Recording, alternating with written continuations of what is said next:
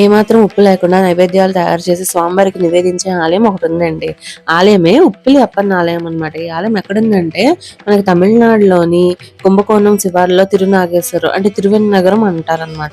ఈ ఆలయం స్థల పురాణం ప్రకారం ఏంటంటే ఒకప్పుడు మార్కండేయ మహర్షికి శ్రీ మహావిష్ణుని ఎలాగైనా అల్లుడు చేసుకోవాలని కోరికనమాట. స్వామివారిని అల్లుడు చేసుకోవాలంటే సాక్షాత్ లక్ష్మీదేవి అమ్మవారి కూతురై ఉండాలి కదా. అయితే అమ్మవారి కోసం చాలా తపస్సు చేస్తారండి తిరువెన్నగరంలోని. అయితే అమ్మవారు అతని తపస్సుకి మెచ్చి నీకు కూతురుగా పుడతానని వాళ్ళ ఇంట్లో ఉండే తులసి చెట్టు దగ్గర ఒక చిన్న పాపలాగా అవతరిస్తారనమాట. అయితే ఆ పాపని తీసుకొని భూదేవి అని పేరు పెట్టి పెంచి పెద్ద చేస్తారు. అయితే ఒక రోజు మార్కండేయ మహర్షి దగ్గరికి ఒక వృద్ధ వయస్కుడు వచ్చి వాళ్ళ అమ్మాయిని చూసి అమ్మాయి నుంచి పెళ్లి చేయమని కోరుతారు అనమాట.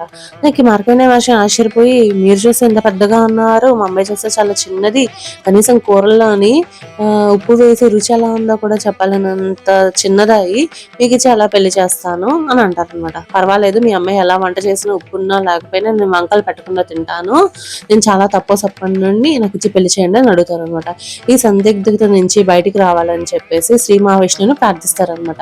దానికి శ్రీ మహావిష్ణువు ప్రత్యక్షమే నవ్వుతారనమాట. ఆహా, అయితే మార్కండేయ మహర్షికి అర్థమవుతుంది ఈ చిరుమందహాసం చేస్తున్నారంటే సాక్షాత్ తనతోని తమాషా చేస్తుంది ఆ వృద్ధ వయస్కుడు శ్రీ మహావిష్ణువు అని తెలుసుకొని అమ్మవారి నుంచి పెళ్లి చేస్తారనమాట. అప్పటి నుంచి ఆలయంలోని స్వామివారికి నైవేద్యంలోని ఎటువంటి ఉప్పు వేయకుండా అలానే పెడతారు.